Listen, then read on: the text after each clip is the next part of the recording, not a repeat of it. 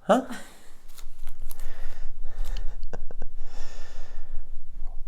One thing we can all agree on. Paintings are nice. Imagine meeting a guy who doesn't like paintings. What? You know, I've never met such a person in my life. You know, everyone I know loves paintings. And, personally, I like to think of myself as a guy who paints with words. My paintings hang on the walls of your mind. Today on the show, I'm going to be talking to a painter who paints with paint and words, an artist, a joker, a midnight toker, my friend Ryan.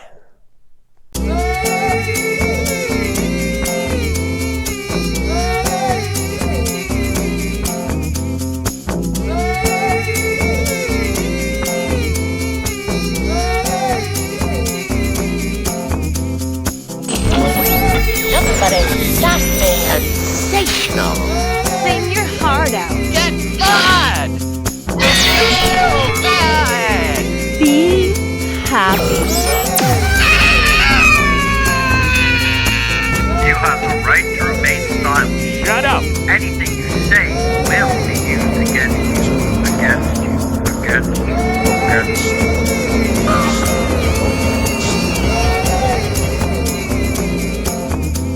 That's the true reality.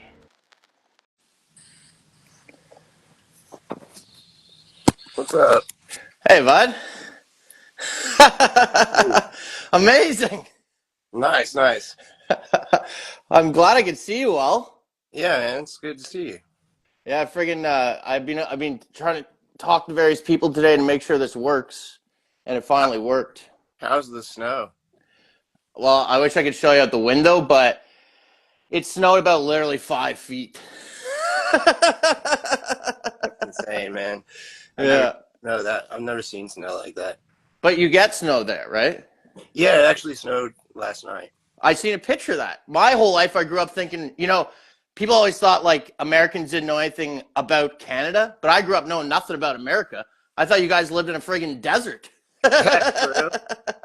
I mean, there are deserts here. That's awesome. Yeah. We don't have any fucking deserts here. Snow deserts, I guess. But, I always thought like when I hear Tennessee or a place like that, I'd be like, yeah, it's a desert. You know what I mean? That's where the rattlesnakes are. There are rattlesnakes. They're just all in the mountains, I guess. Oh, nice. That's awesome. So it snowed a bit there yesterday. Does it snow every year? No. Okay. There are some years where we don't get snow. There was like a 5-year stretch where we didn't get any snow. Wow. A few years ago, but it still gets like cold a bit. You still have to wear a jacket and stuff sometimes. yeah, it'll get down into the tens of Fahrenheit, but it doesn't really get colder than that. One of the only places I've ever been in the States was Hollywood. And I went there like around friggin' Christmas time, and it was the same weather as summer here. And I was like, well, I guess that's what it's like in the States. Just summer all day. That would be cool. I mean, it has notoriously great weather, but Have you been there many times? I've never been to LA. Wow. I guess that's not too bad, but Yeah, I've never been. no, eh? Never really. Well, I mean, I'm not saying I don't want to go. I would go if I had the opportunity. It's just never really presented itself. Yeah, my friend was like, you've never been on a plane, right? I was like, ah. He was like, you ever taken a vacation or a trip? I was like, no. He's like, you're going to Hollywood. I was like, what do you mean? He's like, you've always wanted to be in friggin' show business. You have to go check it out. I was like, well, I don't have the money for that. He fronted me the money, got me a trip to Hollywood. I got back a week later, COVID started. Oh, man. Well, you got lucky with the timing, I guess. Yeah. I got to see the Comedy Store before everything permanently changed, Who'd you see at the Comedy Store? Hilariously, I saw Whitney Cummings. Oh, really? Like standing a foot away from me. That's pretty cool. Yeah, it was She's like, the one that passed out on stage, right? No, that was another lady. Whitney Cummings was the one that like did like the hardcore roast on New Year's this year. Okay. That like roast and like on CNN. She's like, "You guys aren't great." They were like, "Oh." I don't think we've ever live streamed before. I don't think so either. No, that's awesome. I've meant to. I feel like we've known each other for like 6 fucking years now. Yeah. Crazy, time flies. Yeah. It was like a time warp, all that pandemic stuff, you know? It really, I do feel like everything changed after the pandemic. It was like 9/11 2.0, kind of. Just everything. The new normal, you know? Do you remember where you were when 9/11 happened? Yeah, I was in my 6th grade science class. And my teacher, her daughter was actually supposed to be in the Twin Towers that day. Holy mackerel. Yeah, like she didn't work there. It's just like a trip or something. Wow.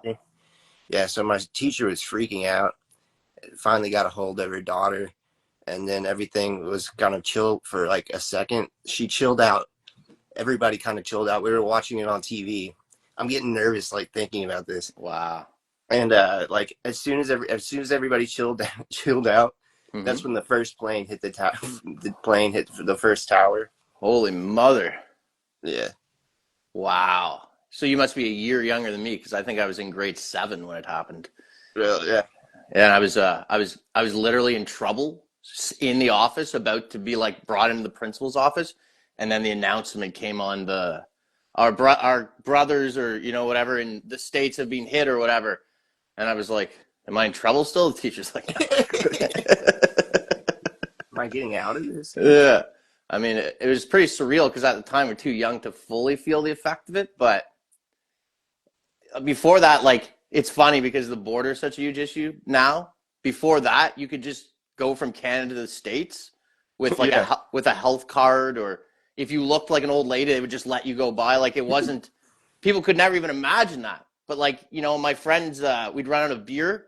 They would drive to the States to get beer and come back to Canada. That's how I lived, like an hour from the border, or like 45 minutes at that point. So everyone just went back and forth. Like half my family are American. And then, you know, all my relatives would go to Florida and they'd buy like a trailer there and that kind of stuff. Yeah. And then suddenly. What's the drinking age in Canada? Most of it's 19, and then in Quebec it's 18. Wild. That's pretty cool. Yeah, I figure. Yeah, there shouldn't even be a drinking age, like, but it should just be like highly people should be like making fun of you for being a drunk. You know what I mean? Right. Yeah. I don't have a problem with. I don't think that anything should be illegal. Like, no, exactly. Substances wise, should all be allowed. Oh, it's funny. I just wrote a joke about that, actually, how we came really close to cocaine being legal in Canada, but it'll never happen again, you know? Because it was so bad. Well, we were like, I think 2 days cocaine was legal. But like someone noticed, they were like, wait a second. Wait a second. Yeah. And they started doing these things where I saw a news article where this one guy got a sample bag in the mail. Because they were trying to do like with dispensaries at first, where they would just sort of start sending it out. Like samples. First thing I did was look up the company. I was like, is this clean? For sure, yeah. That's why I stopped back in the day, because it was too unclean, you know? Yeah, everything has got like fentanyl in it apparently now. Yeah, exactly. And I miss the old unclean, you know, when it was just a light bulb crushed up in it. Yeah, for sure. Yeah. That's funny. So I was noticing you have some paintings there behind you. Are some of those ones you've painted? Yeah, I painted all of those. Nice. Thank you. Do you do mostly kind of like surreal sort of style like that, or do you do other sort of more traditional styles? I do mostly like that kind of thing. Nice, I have nice. done more like realism in the past. I just don't. It takes too much time.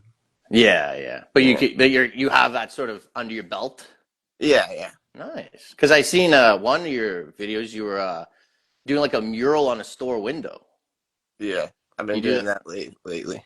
That's awesome. How'd you get into that gig? Well, I did that like 10 years ago. I worked for another company, but I've just been trying to do it on my own recently, trying to get some of my own customers. Wow, that's amazing. Thanks. It hasn't been working out very like great. I've been mostly just doing like this one place where I've been doing it, and he's been letting me. I've been like barely it's like free advertising basically. Mm.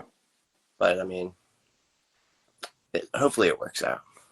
It's very rare nowadays to see someone like making money off their art, I find. Even though there's more artists than ever before, it's always, I find, very respectable. When I'm like, what, you actually did your art as a job? You're like, yeah, I got paid to paint this mural. I'm like, it's hard to come by that kind of work now. I feel like people also kind of don't value art the same way that they used to. Like, it's not really so much about the like quality or the aesthetic or whatever so much as it is about like who did it. You know what I mean? People want something with a name attached to it more so than they want like just a painting of their grandma or whatever. Yeah. People are too brutalist now, I guess, eh? I suppose. Or not brutalist enough. Yeah. Depends on the individual. But, I enjoy it. That's all that matters, I guess. Yeah, so has doing painting as your art form always been your art form, or did you start with music or anything like that? I've always painted. I mean, I've done a little bit of like, I've been in one band and like, I wrote songs a lot back when I was younger. Like lyrics or guitar and singing, sort of? Both, like lyrics and music. Nice. But I guess where you live, there's a lot of people doing that probably, eh? Yeah, I mean, you can't live in Nashville and not know like your chords on guitar, Yeah. It's like a mandatory thing. You have to know at least a little bit about playing guitar. That'd be like not knowing hockey where I'm from, Yeah, basically. Yeah. Everybody knows about you. I mean, I guess there are like so many transplants here now, but if you were born and raised in Nashville, you will have a pretty good like you'll know a lot about country music, I would think. Just in passing, you just learn it. Everyone's sort of listening to it. Yeah, I mean it's just everywhere. They shove it down your throat as a kid, take you to the Grand Ole Opry every year for field trips or I hated country music until I was like 25. Yeah, I hated classic rock for the same reason. Really? Because it was all they shoved down your throat. Yeah. What is Rush like huge and everywhere in Canada? It's sort of like Nickelback. It's just one of those things people say. But the only thing that's really big in Canada is American content. Canadians don't even like Canadian things that much, Yeah. A lot of our greatest people. Canadian things I love. Yeah, it's got some stuff like Trailer Park Boys and some musicians, but most stuff it goes over there. Jim Carrey, Norm Macdonald, Mike Myers, all that kind of stuff. Always ends up in the States. Well, that's where the money's to be made. Right. I'm trying to think of like Canadian musicians that I like. I know. Is Ariel Pink from? No. He might be from Montreal or somewhere like that. He seems like a Montreal fella, but could be San Francisco too. Yeah, that's what I was thinking. He might be from Montreal. I'm not sure. That other the guy with got the hat and like the rolled up pants is from Montreal. Oh, really? What the fuck's his name? He's like of that genre. Can never remember his name. But he'd have like the pants that are the dickies rolled up, and then he'd have on like the little flat hat. Oh, Mac DeMarco. That's the one. Yeah, I like Mac DeMarco. He was a style icon. You changed the style game. For sure. Him and I think Tyler, the creator, are kind of like in cahoots. They were supposed to collaborate a long time ago, and I don't think it ever happened. Yeah, they both got canceled, but only Tyler, the creator, was smart enough to like be like, "Fuck, I'm gay." which was like, if you were following it at all, it was so like, he got banned from Australia, he got banned from the UK, and then it was like, he's like, and I was gay all along. It's like, yeah, And you, I was you probably are, but he probably is, but it's very nice timing. yeah. But I mean, if you're a hustler to stay relevant, I'd say anything into a camera. It's like, I'm afraid of clowns. Like, who cares? Who cares? Yeah. I saw that Dillon is not gay anymore. Yeah, he's another one. I always was like, he's kind of psycho enough to like pretend to be gay all this time. Yeah, I never really thought he was gay though. It was just kind of seemed like a publicity thing. But I figure he's probably like, he's like 2000s gay. You know what I mean? He's probably partied, done some experimenting. You know what I mean? But he probably is just like an asexual kind of guy that doesn't love anyone. That's how he comes across to me. yeah, Yeah, not a lot of love in his fucking heart, or like I can't see him like walking with his girlfriend holding hands. no. That's probably how he convinced people easily, you know. I kind of like people like that though. Honestly, I do. Oh, for sure. They're funny. Like you know, Jim Norton. Yeah. He's one of my favorites. He's one of the few people that can be a straight up guy with a tranny girlfriend, and I still think he's hilarious. Right. Just because he's such a genius at talking, you know. Yeah. And that was always his bit too. So it's not like he suddenly came out with some shit and he's like, you know.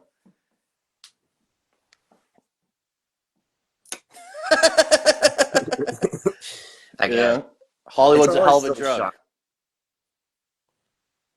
What? I said Hollywood's a hell of a drug. It is. Yeah. What did you say you found shocking? Oh, just when people are trans. Yeah, that is very shocking. Imagine it wasn't shocking. Yeah. They're trying to make it not shocking, bro. It'll always be shocking when you see a 7-foot tall guy with a long hair and a beard and a dress. That's the one that always gets me. I'm like, cut the fucking beard off at least. Cut the beard off at least. What did you think about that? The Olympics thing with like they're saying it's like the Last Supper and everything. Well, I studied, when I saw that, I just looked into multiple events, and basically every Olympics is some creepy ass weird ritual. So Yeah. it's like we knew the Olympics was like fucking evil and weird in like the 90s, and it's like then we forgot that. We like forgot that, but it's like, yeah, they've done crazy rituals. There's this one in like 96 where it was like there was like a ship in the water, and there's these like demons like coming onto the ship in the shape of balls. Yeah, like the virus things. Yeah. Yeah. So they've I always think had that was- creepy ass shit. I thought that was like pre-programming for COVID or whatever.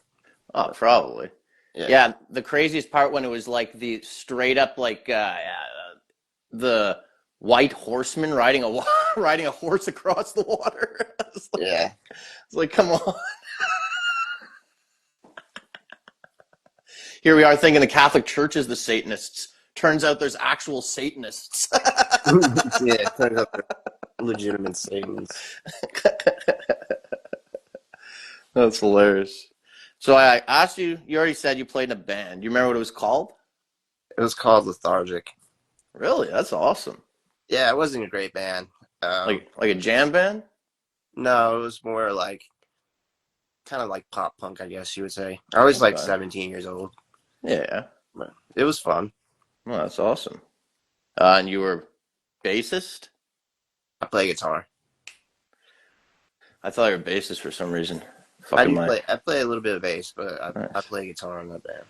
Do you have like a musical family at all? Not in my blood, but my brother's step uncle Mm-hmm. is the guitarist for Carrie Underwood. Oh wow, that's pretty cool. She did I think she did like a song at one of those at the Trump inauguration or some shit like that this year. Yeah, I've seen everybody that. was mad at her for that. I didn't get to see it, but everybody was mad at her for that. I was yeah. She's just singing a song. Did you see the Billy Ray Cyrus performance at the inauguration? No, but I thought he was like not doing well in health or something like that. Yeah, it's worth looking up. It's pretty Oh, bad. I'll make a note of that. I'll take a look at that when This is finished. Billy Ray Cyrus.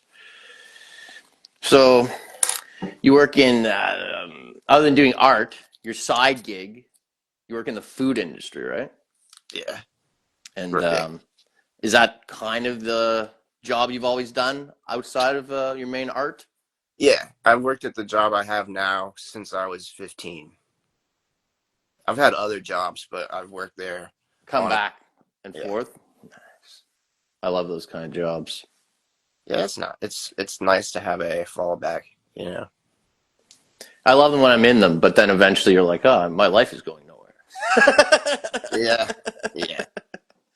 For sure. I need to move on, honestly. Yeah. That was me when I was doing moving. They're always taking advantage of my old school work ethic. Yeah. Actually. I work like a coal miner, you know? They call me the mule. Yeah. Oh yeah, exactly. You know, or the ass, you know what I mean? Yeah. More realistically. So I remember, I think you said one time when you're working in the food industry, this is something I've always been interested in asking you about a bit. You've actually met John Prine before. Yeah. I met him at my dad's jewelry store though. Oh, okay. So it wasn't even to do with the food industry. No. We Wow. go to my dad's jewelry store a lot. That's awesome. And you get to say hello to him and stuff. I only met him once, but he would go there. What kind of jewelry would he get? Mostly like repairs on his like wife's stuff and things like that. Oh, nice. That's awesome. He's definitely one of my favorite singers. He's my all-time favorite songwriter. He's just like, and then people go, well, the songs, well, it's not an orchestra. Yeah, but simple is harder to make in a way. Yeah. I don't know if it's hard. I don't know if it's harder, but I think it feels more genuine. Hard's not the right word. You're right. It's more sincere, so that's a harder thing to like capture. Right. I can see. Yeah, I agree with that. It's like he would always be like, in interviews, he'd be like, yeah, I was watching television. I saw a commercial and I just wrote a song about it. Where everyone else has to write a song about some deep, dark, amazing event or thing. He's like, I was just sitting there and I looked at a bubblegum wrapper and I thought of a song. I'd be like, oh, that's amazing. Yeah. There's an old video on YouTube, and it's him driving around the neighborhood that he grew up Yeah. in a mail truck, because he was a mailman. Yeah. And it's just him talking about like listening to the radio with his dad. It's just one of my favorite videos that exists. And then they play Paradise after he like talks about his childhood a little bit. It's a great video. It's almost like he's talking about that song with Montgomery in it.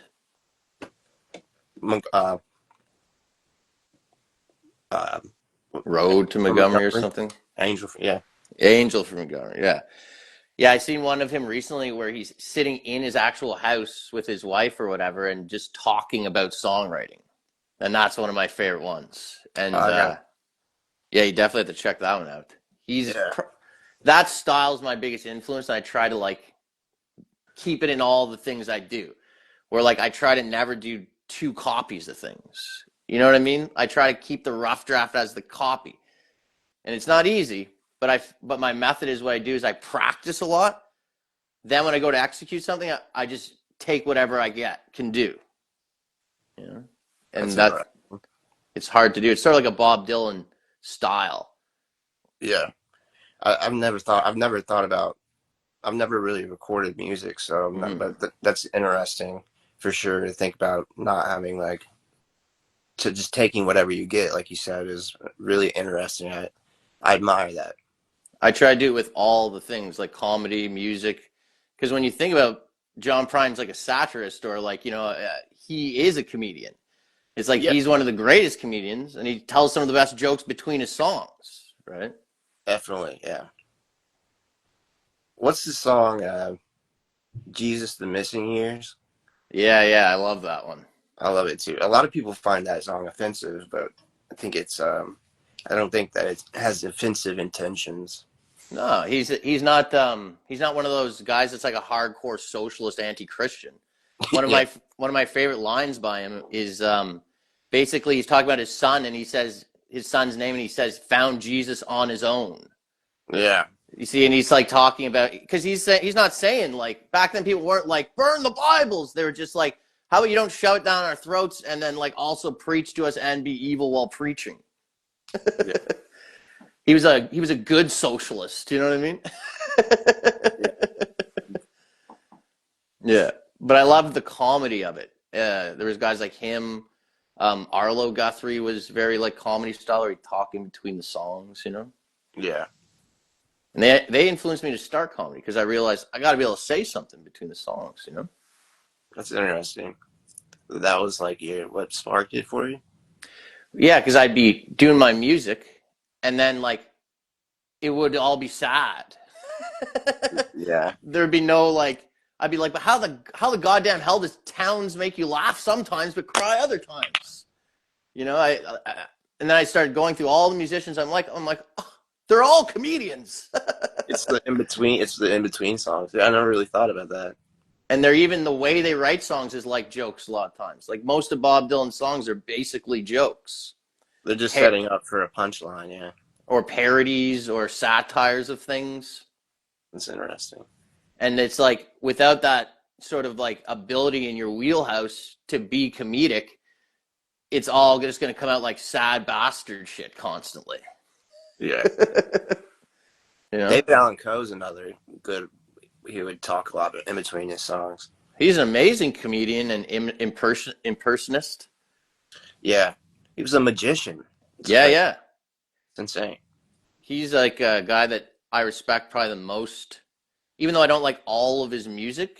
Like some of it's not the best quality, or he wrote some weird experimental stuff. It's like I respect that he started from a guy who went to prison and became what he was, you know? Yeah. I honestly wonder how much of that story is true. Mm-hmm. Like, you know, I have a hard time believing that Johnny Cash found you when you were on death row. You know what I mean? Yeah. He also taught Charles Manson guitar, apparently. Oh, really? Is that that's a serious thing? Yeah. That's another one of his like his rumors. You know? That's amazing. I didn't know that. Then he also talks about how he started a lot of these rumors. Yeah, I believe that. That's what guys would do back in the day. They were almost desperate, but like they're like, I'm getting successful. I don't give a damn. I'll do 6 albums a year. I'll do anything basically. I'll say anything. Now everyone's like, I need to go viral. I post a video and sit and watch. Yeah. You know, I really appreciate his kind of like hustle and belief in himself, despite the fact that society was like, you're this or that. Yeah. I also think people that like take on like more responsibility than they can really handle end up being the most successful people a lot of the time. Yeah. You know, because he had several wives and Yeah. I don't know. Yeah, a lot of people think you can't have kids and be successful. They're nuts. Yeah, that's what drives people, I think, most of the time. They're like most successful people. Oh, yeah. Either their children or the desire to have children. It's in a lot of business books, just the sentiment that you're speaking of. You know, you have to reach farther than you think, you know, you're capable of. If you think, well, I could do 50 reps, you try to do 100. It's that kind of mentality, right? Yeah. Yeah.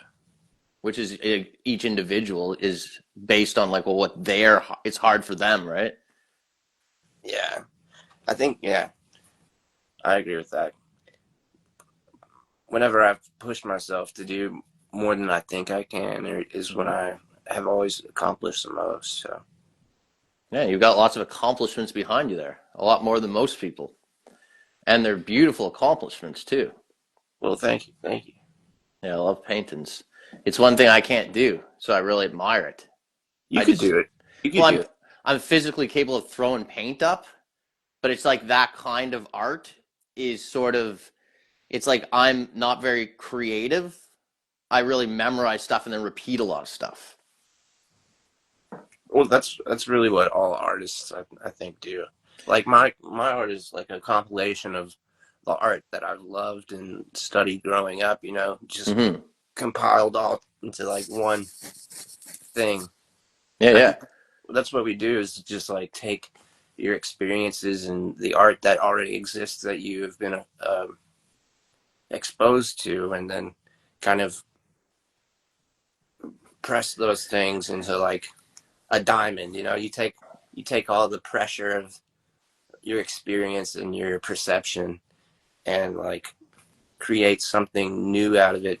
A lot of times it doesn't really even have to be new. Like you can just appropriate things that you love and admire and create something that is like adjacent to whatever you're working off of, and still get something different enough for it to have like a artistic value, or to like provide a step in a different direction for someone else. Yeah, and I think that's actually the trick to success is when you stop trying to be original and you realize you're just sort of replicating things you've already been consumed yourself. Yeah, yeah. I saw a video not long ago, or like a quick, like a short, and it was Mm. talking about how in the art world we always put so much emphasis on individual genius, but Mm. really those individual geniuses are like what we've been talking about. It's just a compilation of all these different artists and their work and the influence that it has on people. Yeah, they're not afraid to show their ass a little bit, like especially David Allan Coe, like he's not afraid to embarrass himself, let's say. Yeah, yeah, So he does all these imitations of these other country musicians, just bringing them into his world. He's like, no, this guy's part of my world. This guy's part of my world. Don't steal my song. You know what I mean? And he'll say their names. He's like, now I'm singing just like Merle Haggard. yeah, yeah, And that's like, Merle Haggard might be like, I don't know if I want this guy singing my song, but he doesn't care. He's not yeah. afraid of being embarrassed or nothing. He brings it all into his world. Yeah. John Prine wrote that song. Really? You Never Even Called Me by My Name. He wrote that. That's awesome. Well, do you remember John Prine's friend, the guy that died kind of young? He was like his good friend, and they wrote a lot of songs together. Steve Goodman. Yeah, he too is friends with David Allan Coe and wrote a few of his songs for him. Yeah, he co-wrote the song "You Never Even Call Me by My Name" with John Prine. And then then we see this like generations later, and we think, oh, David Allan Coe's this hardcore guy, but really they were all just friends. Yeah, they were all just buddies. Which I find our world's kind of missing that kind of thing. We're missing a bit of that kind of a crowd that we can all come to. Yeah, I think people get so focused on like identitarian type shit. Because if you think about it, think about like Steve Goodman and Yeah. John Prine. Like they were heroin addicts, Mm-hmm. and they like gambled and stuff all the time. Yeah. Apparently. And then you think about David Allan Coe, Mm-hmm. who was a polygamist and never drank or did drugs. You know what I mean? It just like, how did they spend time around each other? And like, I don't understand how they. Yeah, because it seems like it wouldn't be able to be possible nowadays, but they believed in music. Yeah, they had that thing that bound them together. Yeah. Yeah. It's hard to believe. And, I was thinking a lot about that recently and just how it's just like everyone's just like concerned about the way things make them look so much now. Yeah, it's more so about like the optics of things than it is about what is actually happening. Yeah, and but yeah, David Allan Coe is someone will definitely go down history and always be remembered. And then he had to do stuff to do that, right? Yeah. Like Well, people. I mean, he'll never be in the Hall of Fame though, which is sad. It has to, but it has to do with him making those sacrifices. Yeah, yeah. Like like Kanye has made so many sacrifices for us, but he'll probably never be in the Hall of Fame. I was thinking about this because people always say, "Oh, every 100 years everything gets forgotten." People have always said that kind of thing. Yeah. I don't think that exists anymore because of the fact that we have computers and like the way we keep things around. That would have been true if everything was just on records, and like slowly the records went out of print and blah blah blah blah. But now it'll be like in 10 years from now, I'll show like my nephew David Allan Coe, and he'll go look it up online and find all the music. Yeah. Unless they like totally clean the internet, but I just don't see that happening. Yeah. Yeah. I think about sometimes what it would be like if like we had like no power whatsoever. Everything just went away. But I don't think that's gonna happen. But that's what I mean. They've been trying to make me believe is gonna happen. 10 years old, so Yeah. I'm going to sometimes. Well, I always like that list of like all the times the Earth was supposed to end over like hundreds and hundreds of years, right? Yeah. And then you see like the bird flu or whatever, and those black and white pictures, and they're all wearing masks, and everyone's like being like, "Put it on." So I'm like, yeah, they want you to think it's gonna end, and you know if it does, it's better to die with your boots on. You know what I mean? Yeah, for sure. Because I've seen so many people become destabilized by just the knowledge, you know, of conspiracies and things like that, where I'm like, yeah, but you only learned half the story. You know, they're like, this happened and that. I'm like, yeah, but you didn't read the whole thing all the way to the end. They're like, yeah, but I heard about this. I'm like, but go read the stuff. And then when you actually read the whole like booklet on what happened, you're actually like, okay, that's what happened. It doesn't bother you anymore. Yeah. It's just having a bunch of loose possibilities in your head. Oh, that guy's a lizard. That guy's that. There's books about it all. Just read them. It's like if you've ever watched a movie with someone who can't just like wait until the question they have is answered. They have to like ask you what's going on. Like, I have no idea. Just watch the movie. We'll figure it out together. Yeah, that's girls, eh? Yeah. What's happening? And then I see them pick up their phone. I'm like, you're not looking up the fucking premise of the movie, are you? Yeah. Oh, yeah, this is what happens. I'm like, turn it off. Why'd you do that? Well, it's not a surprise anymore. Yeah. That's why we are watching the movie.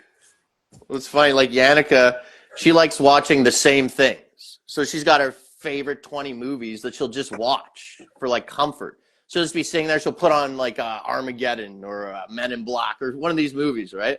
Where me, I'm like, I don't want to watch a movie twice in, like, a 10-year period.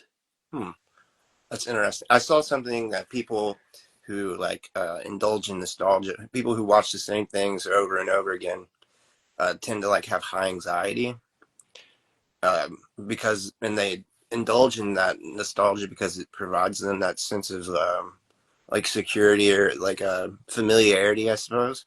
Yeah. And that makes a lot of sense to me. I kind of do that though. I kind of watch the same things over and over again. I don't think I have high anxiety though. I do, and I always need something new. It's interesting. Yeah, maybe it's different between men and women who have high anxiety, because Yannicka doesn't have any anxiety either. I'll be like, fucking, she's like, what are you doing? I'm like, having an anxiety attack. I thought all girls had them. She's like, no, I just do what I have to do. I'm like, oh.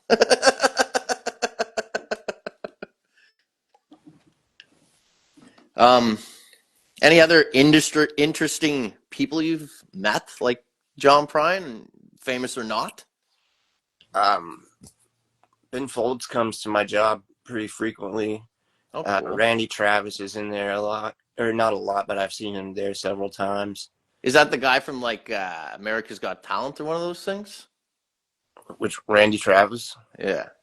No, he's he. Oh, the country singer. Yeah, he's the guy from King of the Hill when Peggy tries to kill that country music star at Fan Fair. Oh yeah. That's Randy Travis. Yeah, I can't think of any of his songs actually. No, me neither. But I didn't grow up listening to country. I listened to classic rock. I met Reba McEntire. Oh, that's awesome. It's pretty cool. I've met a ton of musicians, but Just in passing. yeah, not like hanging out with them, but No, that's sort of cool. yeah. I'm trying to think of like rock musicians I know. I went to school with the drummer of Jeff the Brotherhood. They're one of the first bands I got into in terms of that garage rock sort of pop music, for sure. Yeah. That was sort of cool back in the day. Yeah, they're cool. They're like a two-piece or something like that, I think. Yeah. That's cool. The only famous person I've ever seen is fucking Trudeau. Which one? The main one. Was he dressed up or? No, no. No, he was biking. Oh. Everyone I know always sees him like biking or canoeing. He never has security with him. He's like, hi. He seems like such a friendly guy, but like that is it just like so fake. It comes off kind of evil. Yeah, he's probably in the same vampiric circle as the king of or the France guy, and you know, those kind of people. They all have that same vampiricness to them. Yeah. But him himself, I know people who knew him growing up because he's not that much older than me. And like I worked with a guy who knew him, and like things like of that nature. Like he used to be, Trudeau when he was young was an actual bouncer at a strip club. Wow. Yeah. Was he an actor at some point? No, not a literal actor. He just was an actual drama teacher, Oh, was he? like a substitute teacher who liked drama. Yeah. For some reason, I was thinking like he used to like act in commercials or something like that. I know Zelensky did that kind of thing. Yeah, no, Trudeau started off pretty straight, and then they like got to him. That's why he's more effective, because he was kind of actually like sort of just a bro fisherman kind of guy. And then they were like, you're going to represent this. And he was like, all right, that's my job now. You know, he's doing that thing I was talking about earlier, just saying whatever they say to say, you know? Yeah. So you don't think that he's like really a bad guy? He's just a puppet? I just don't know if he's a bad guy or not, but what I know is that most likely, and not even most likely, literally he's not in charge of anything. Right. He's a prime minister. A lot of countries have prime ministers and presidents. Or a prime minister and a king, or it's like just the prime minister. That's all the proof we need to know that we're still part of fucking England. Yeah. Which doesn't seem to bother anyone these days. They're like, America's going to take us over because of a joke. It's like fucking the Queen's on our money. Yeah. The Queen's on our money. Like someone else's leader's on our money. I think we should be more fucking concerned with that.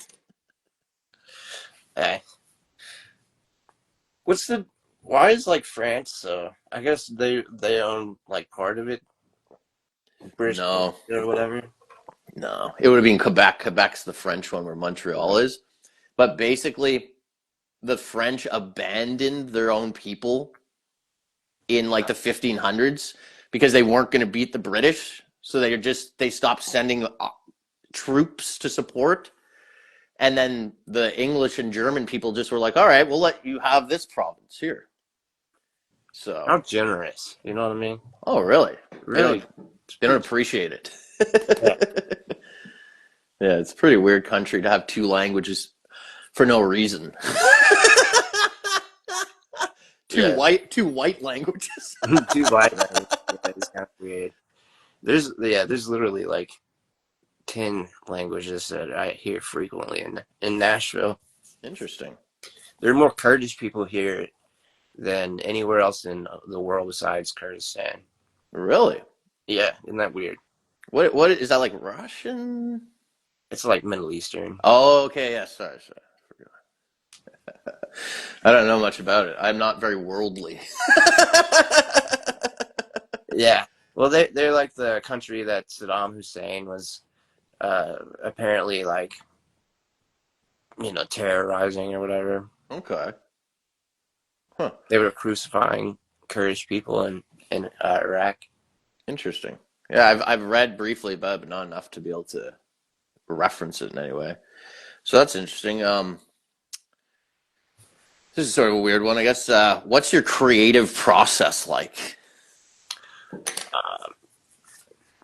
It really it depends on what I'm doing, but usually I just kind of have like a general idea of what I want to do, and I'll get like something down that is like kind of a blueprint for what I want, and Mhm. then I try to like check out completely and just let whatever happens happen.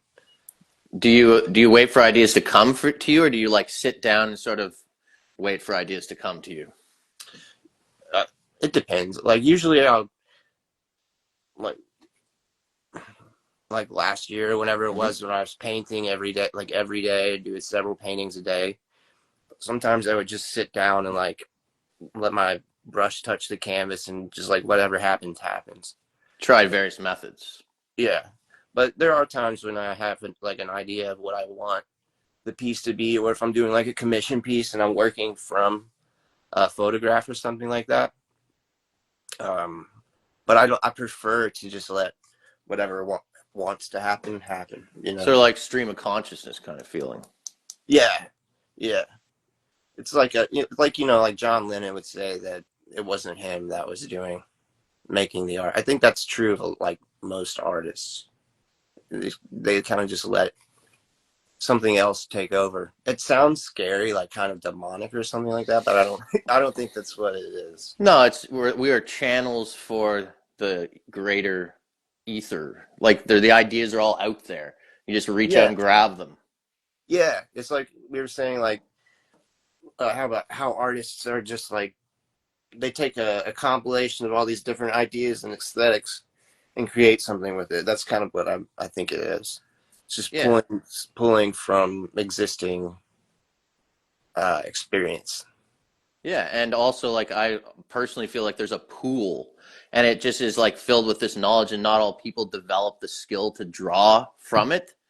But like me personally, it's like I've always been able to draw from it. So it's like it's just you're right. It's like not I wouldn't say demonic, but it's just like it's somewhere else because I've thought of ideas that I've sort of pulled from this place, then seen someone else do it.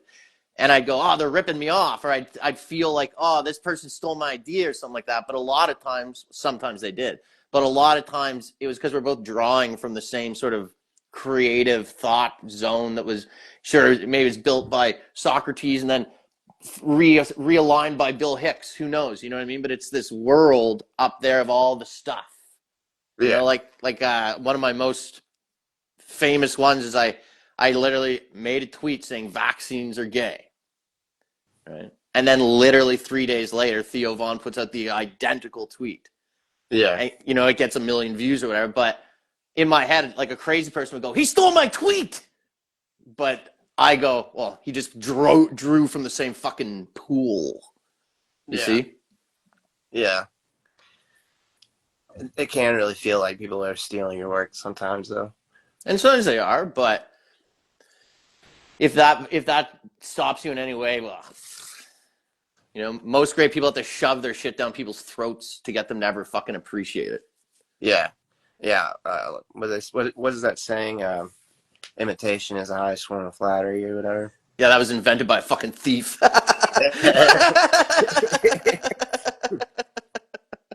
It's hilarious. Yeah, I don't know. I've never stolen, and actually, that's been my main problem. Is that like growing up, I was always so fucking original in the things I would create that it wouldn't get noticed as much because people love shit that is like everything else. You know, I'd be Right, like, I wrote this original song, totally original lyrics, nothing like it you've ever heard. They're like, so it doesn't work then. right. And then I've realized in maybe the past year or so, I got to start stealing a little bit to ever be successful.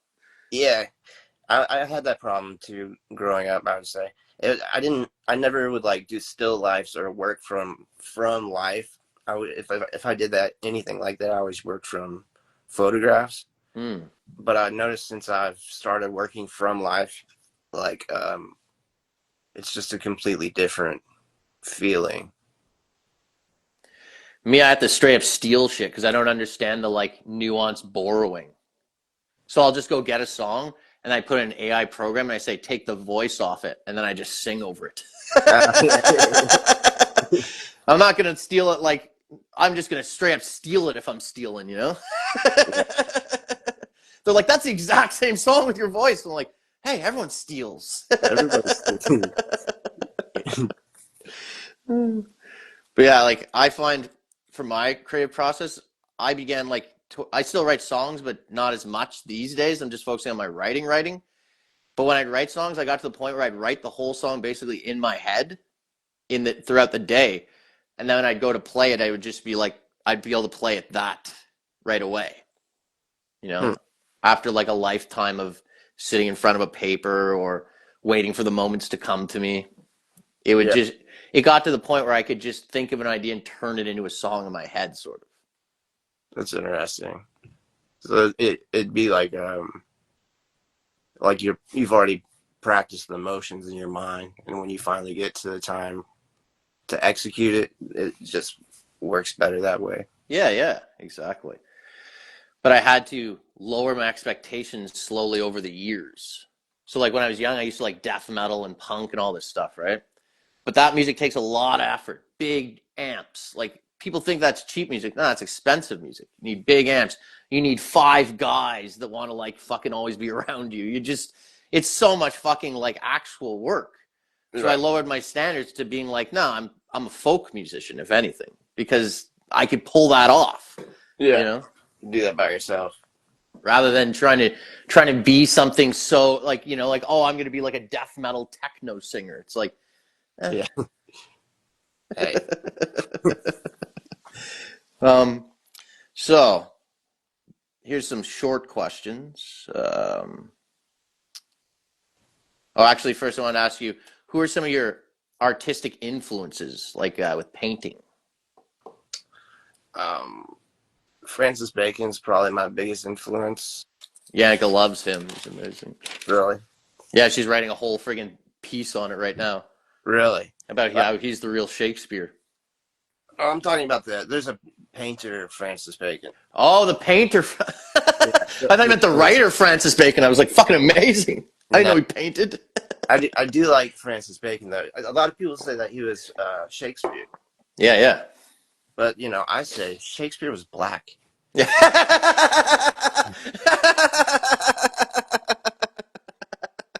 Uh, That's good. I don't. So I would say Francis Bacon's a huge influence. Um, you know, I would say I'm not a huge fan of Andy Warhol's art, but just what he contributed to the intellectual aspects of like pop art and anything being able to be art. And I don't know. I think he influenced me more than I'm really willing to admit. That's probably true of most artists that have sincerely influenced my work. Like they're not people that I particularly enjoy their art so much as Yes. I appreciate what they contributed to like the conceptual aspects of my work. So you're influenced from not just painters, but just creatives across the board, sort of in general. Yeah, I would say so.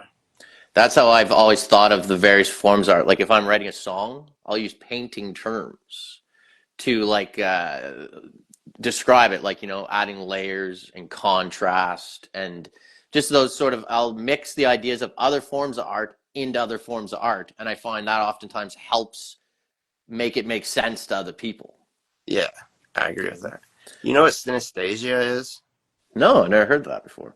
It's like when people, if they hear a certain sound, it'll like remind them of a color. Like they hear colors. Yes, I've heard of that. Then yes, I have heard of it before. Yeah, I just always have thought that's fascinating. Me, I more see things when it comes to, say, music, I see things in like almost like tubes that are going sideways, sort of like almost like when you're looking at a recording of like the thing going across. I see the different instruments sort of going across in my head, and like when the right one's supposed to come in or go out. So I more see shapes than colors pertaining to the different things. That's interesting. Huh. Maybe it's because I'm dyslexic. I don't know, but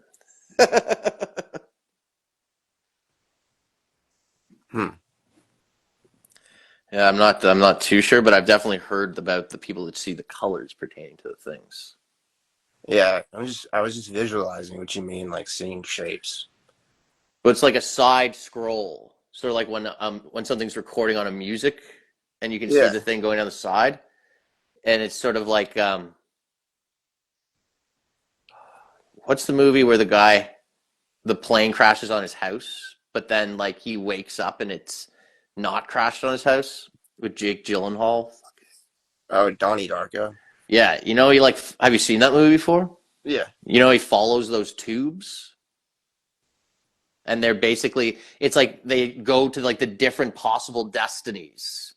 Yeah, yeah. Like it's kind of like a portal.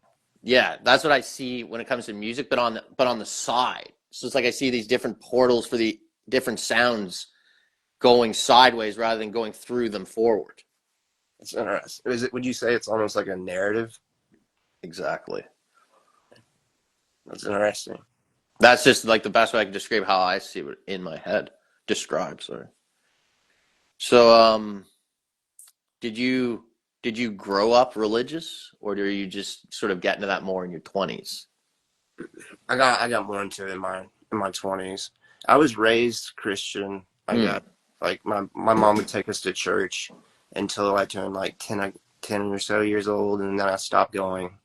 But it was never really like like sincere, I would say.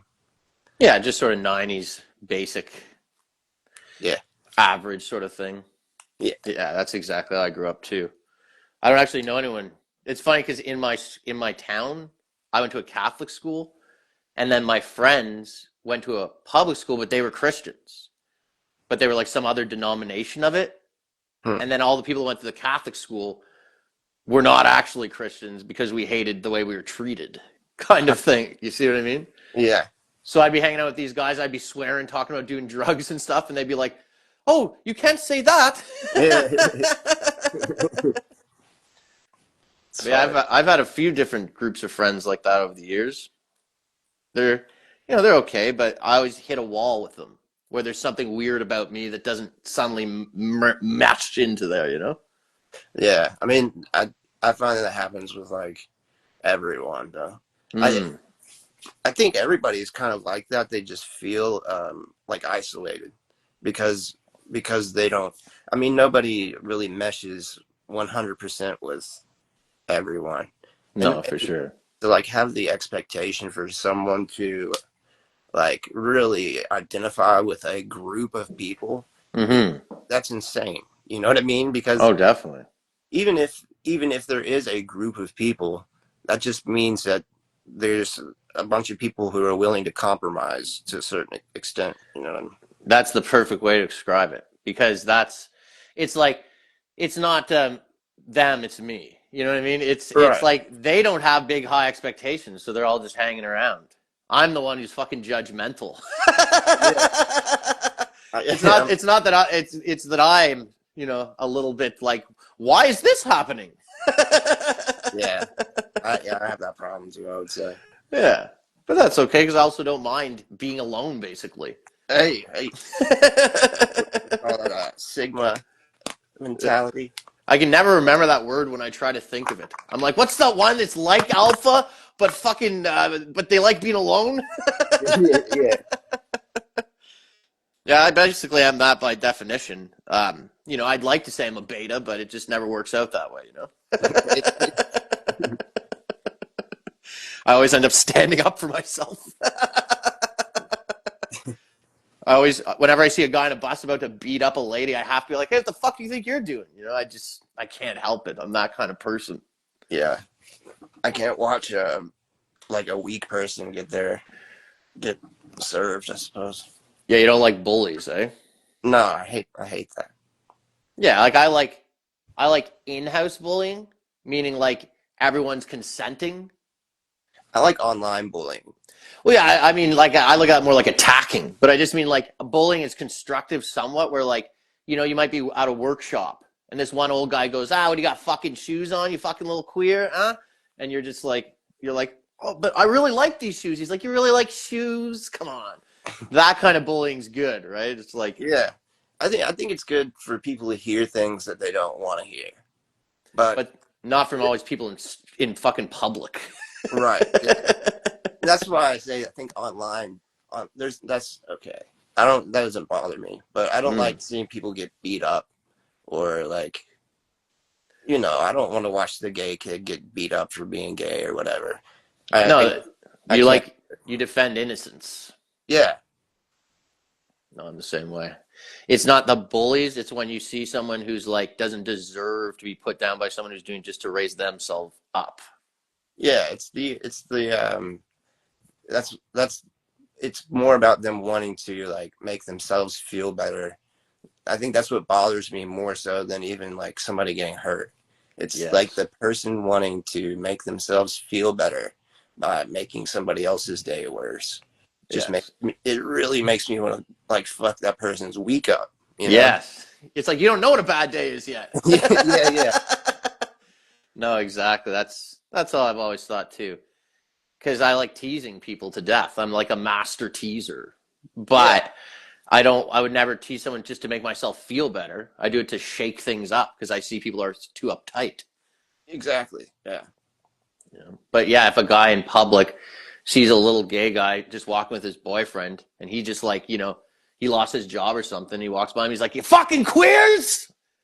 I'd be like, "Oh." I wouldn't Yeah. do anything. That was a bad scenario. It's the best scenario.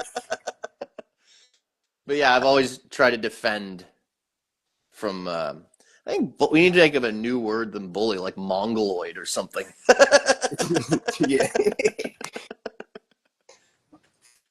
I think it's also like physical bullying that bothers me more so than like, Verbal.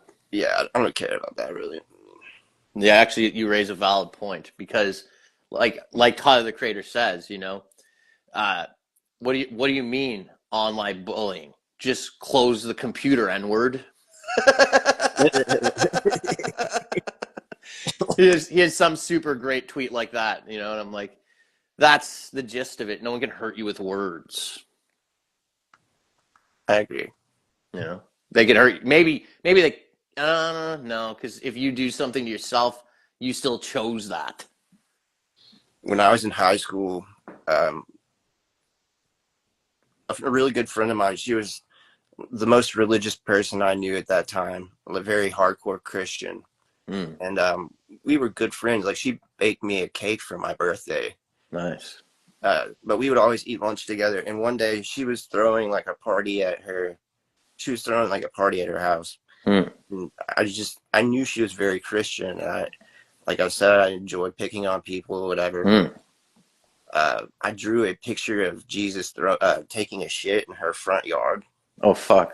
And gave it to her.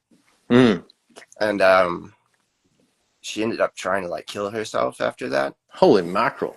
Not because of the drawing. I mean, I talked to her. She said it wasn't about that. But it was interpreted as being about that. And I almost got kicked out of school and all this shit. That was the inception of the sensitive world. Yeah. Also painted a blonde-haired, blue-eyed Jesus on the cross with Hitler weeping at the foot of the cross when I was 16. Yeah. And my art teacher loves that painting so much she put it up in the lobby of the school. And I got that's a real liberal school.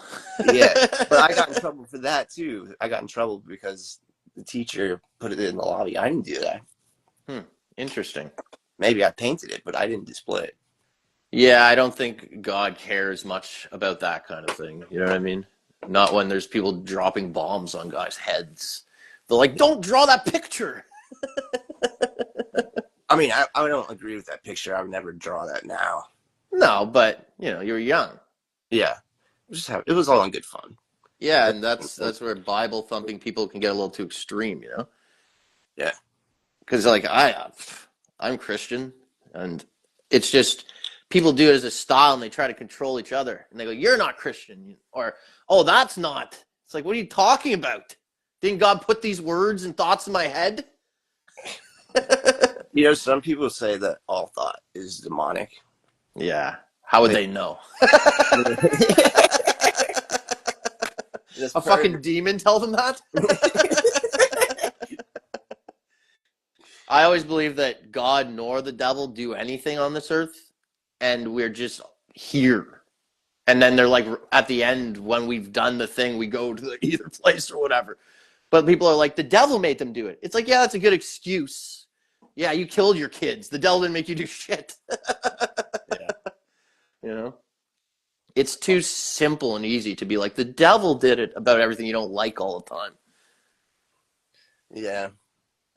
I don't know. I want to believe that there's some truth and that there's like demonic influence and everything. I've seen that to an extent in my life.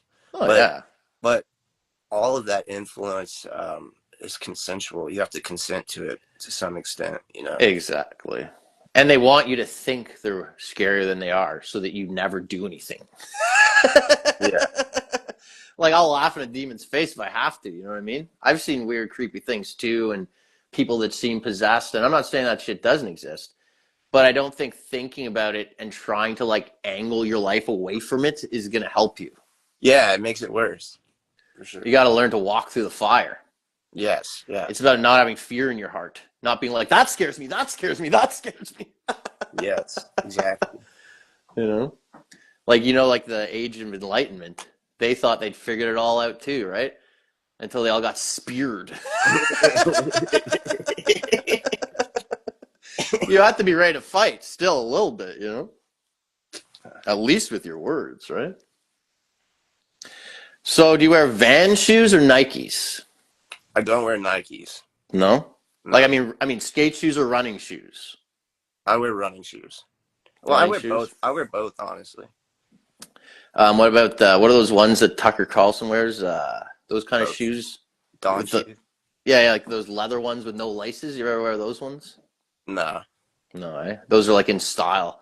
Yannika's trying to get me a pair. I'm like, fuck. You mean like loafers? Yeah, loafers. That's what I meant. I have a bad memory. You can get Vans loafers. Holy mackerel. That's Yeah. that's a slip disc waiting to happen. I used to always wear skate shoes, but then they'd hurt my back. Now I have to wear those fucking insoles, you know? Yeah. I also wore cowboy boots for about 10 years. That also fucked my back up. Yeah. I have a pair of cowboy boots. I just don't ever wear it. I can't find any, like, none of my pants will go over the. You Yeah. mostly wear skinny jeans, eh? Yeah, I guess so. Or like straight legs, I mean. straight legs. I guess. Yeah. Yeah, that's what I found. I had to basically start wearing boot cut pants, you know, to wear them over the pants. Because I'm not wearing my pants tucked into the cowboy boots. That's fucking crazy. Only David Allan Coe can do it. You see people doing it sometimes, especially like tourists in Nashville and stuff. Wow, that's wild. It's great. And I mean, what a thing, because isn't the cowboy boot the most beautiful fucking shoe ever? And like the part you cover too? Yeah, sure. How the hell will we bring that back? You know what I mean? You ever see the like super pointy ones that like the Mexicans are wearing now? Yeah, You yeah. know what I'm talking about? Those things are insane. Oh, like yeah. the bigger the point is, the better it is. Oh, and it curls and all that? Yeah. We don't have that style anymore. We all dress like we're on fucking Seinfeld now. Yeah. Do you use shorts and sandals or pants and shoes generally? Pants and shoes. Yeah, same. I'm For not a you. sandals person. No, I've literally never owned them before. I have them. I just wear socks with them. I'll probably wear no shoes or shoes, you know, or swimming shoes maybe. Yeah. Remember Yeah, I those guess that's swimming what- shoes? Those little fucking nylon things? Yeah, that's what I wear. I only wear them to like take my dogs out or something. How many dogs you got? 4. Nice. Are they I don't know, pit bull mixes and things like that? Yeah. That's awesome. My family always had pit bulls and Rottweilers and stuff like that. Sick. I love those. Do you cut your own hair or go to a barber? I go to a barber. Have you always? Yeah. Nice. I haven't been to a bar since I was 10. How do you cut your own hair? It's fucking difficult. Yeah. But I it's can't- more annoying than difficult now. How do you manage scissors in a mirror? I You actually know do what the I mean? whole thing without using another mirror. Oh, really? I've just been doing it since I was 10, so now I know exactly what to do. Wow. And I have curly hair, so if I make slight mistakes, it absorbs it. Hey, whatever works, man. I want to go to a barber, but I feel weird about a guy touching me. Yeah, true. No, I'm just kidding. It's just after all these years, like I went there once when I was, I wanted one of those cool haircuts with the bangs we all used to have. Remember when they get peaked up? Like when we were in grade Yeah. 6 and 7? I wanted one of those. I go into the barber. I'm like, leave me some bangs so I can peak it with gel. Yeah. Fucking cuts my hair short here and leaves a little mullet. Really? I never went back to the fucking barber again. Yeah. I've tried. I've tried. It's just I can't manage scissors in a mirror. Like I always end up just poking myself or like being further away than I want to. I've It's just tried. keeping my arms up 20 minutes now. I'm like, this is fucking annoying. Like I'm ready to go to a barber now. Yeah. So your arms get tired doing that. Yeah, and I don't care about style that much anymore, so who gives a fuck? Yeah. True. I just want to look like an average working Joe now. So do you drive or bus, taxi, Uber? I carpool usually in Uber. Oh, nice. Carpooling is pretty fun. Like you get on with other workers, I guess. Yeah. Have you ever driven, like had your own car? Or you always just been a... Yeah. I've had 2 cars in my life. Well, the first Nice. got stolen and totaled. Whoa. Yeah. That's wild. Yeah, I've never driven. Oh, really? I mean, I've driven my car. I just mean I never had a driver's license, sorry. Okay. But you Yeah. drive though. Yeah, but I don't drive legitimately. I just drive in the country All right. Yeah. because it's illegal for me to drive. Hey. So halfway, we stop, Yannicka gets out, and we switch, and then I drive the rest of the way home. Really? As soon as we hit the country. Yeah. Yeah. I don't know. It's one of those things where my mom gave me like $100 like 10 times over the years to do the driver's test, and I would just spend it on weed. Right.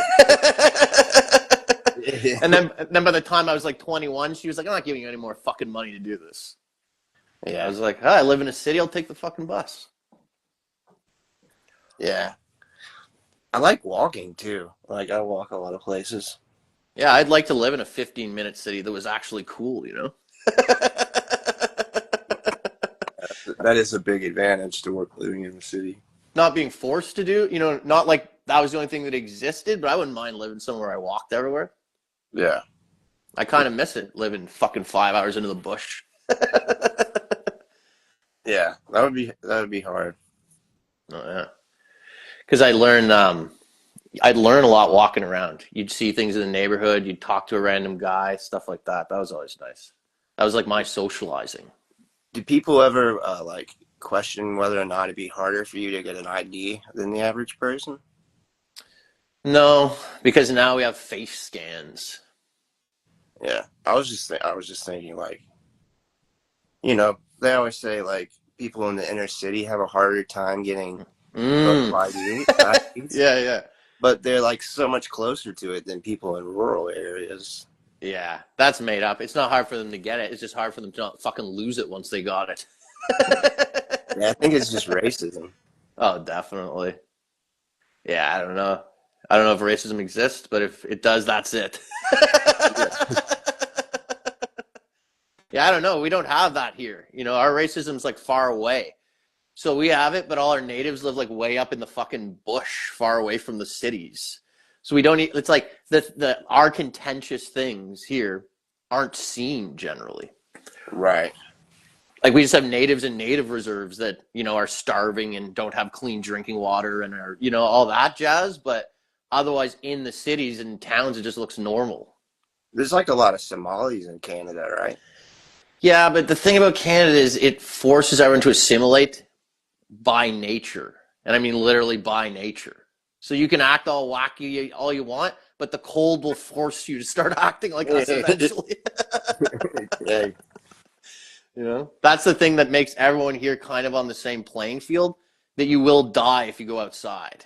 Hey, yeah, I mean that'll call for unity for sure.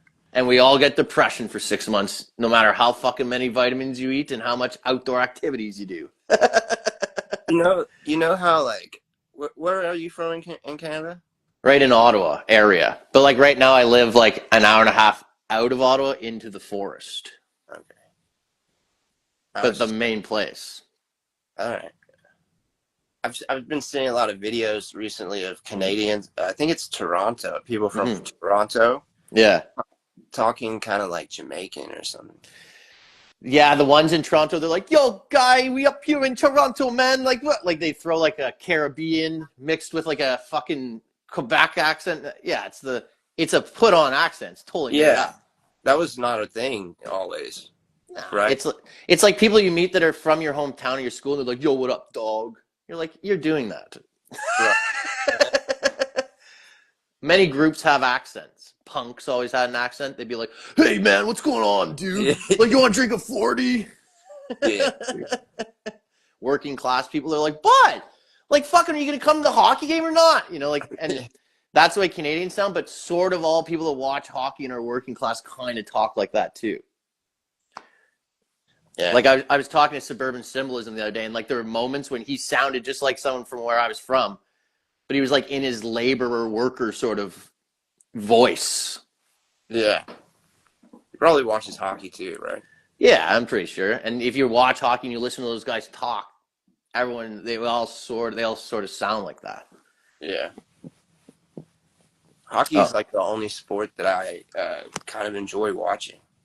It's the only one that has fighting that's not fighting. Yeah, I like watching boxing also. Yeah. I like boxing way more than UFC for sure.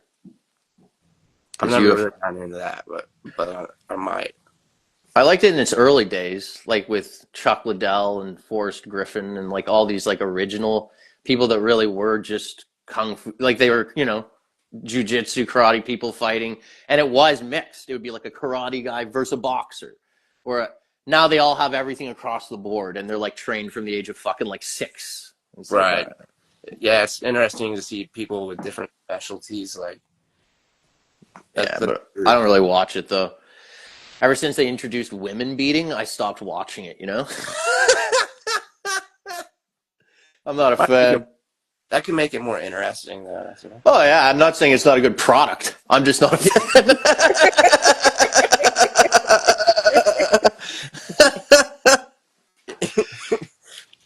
All right, so we're rounding up. We're getting close to the end here. Last time you remember using a payphone?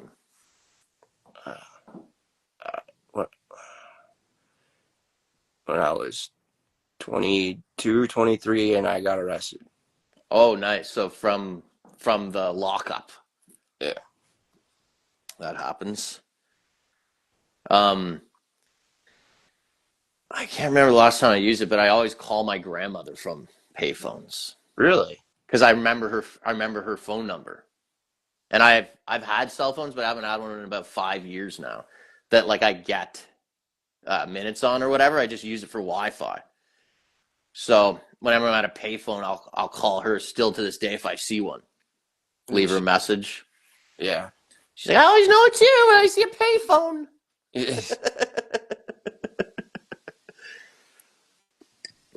So what does it say? Wednesday?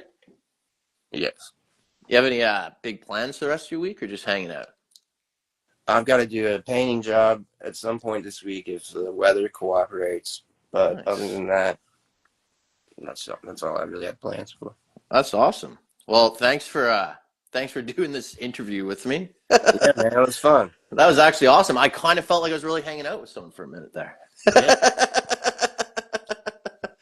When I did the one with Suburban Symbolism, I'm like, you know, you're the first person I talked to all winter. He was like,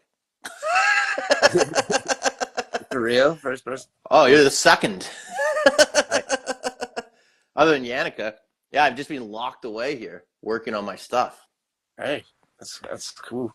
Yeah, we live way up in the bush in the mountains, and I don't feel lonely, you know? Yeah, it sounds nice. I've thought recently, if I ever went to prison, I would hope to be in like solitary confinement. Yeah. And new solitary confinement is just no one's around you in your cell. Yeah. It's not like you're in a room in pure darkness and like they drip water on your head or whatever. Or it just means you're not around anyone. But even if it was just the dark room with water dripping on your head, don't you think you just like meditate? I feel like genetics of all my uncles who've been to prison going, yeah, you think going in solitary confinement's funny? I think I'd like the idea of it, but even being here like this, I'm at my limit of bushwhackedness. Okay. Yeah. You know, where I'm like, I have to start going into the city and trying to do stand-up and things again because it's been 2 years and I haven't noticed any time go by. Hey, that sounds like a good thing to me. Every good thing also has its downside. So you have to like create those experiences so the universe doesn't create them for you. Yeah, exactly. And I run out of things to talk about and think of, you know? True. All I'm writing about is like, oh, you know what friggin', you know what Taylor Swift did this week? Hey. Wow, what a great guest. I've always gotten along with fellas named Ryan, you know? As a guy whose birth name is also Ryan. You know, I long for a simpler time when I was also still Ryan. You know, before I was induced into the true reality and reassigned my cosmic warrior oracle title, Buddy Smiles. You know, but anyways, what's the deal with guys who change their name? What are you, running? In 5, 4, 3, 2. Thanks for tuning in. I was supposed to stop doing that.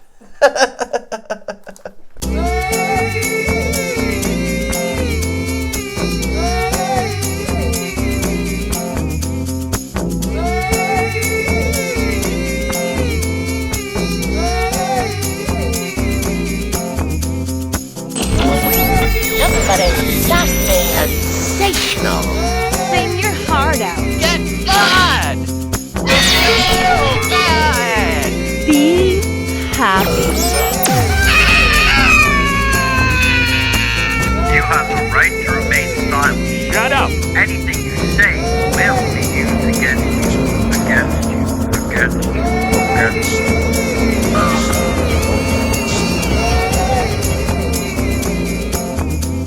That's the true reality.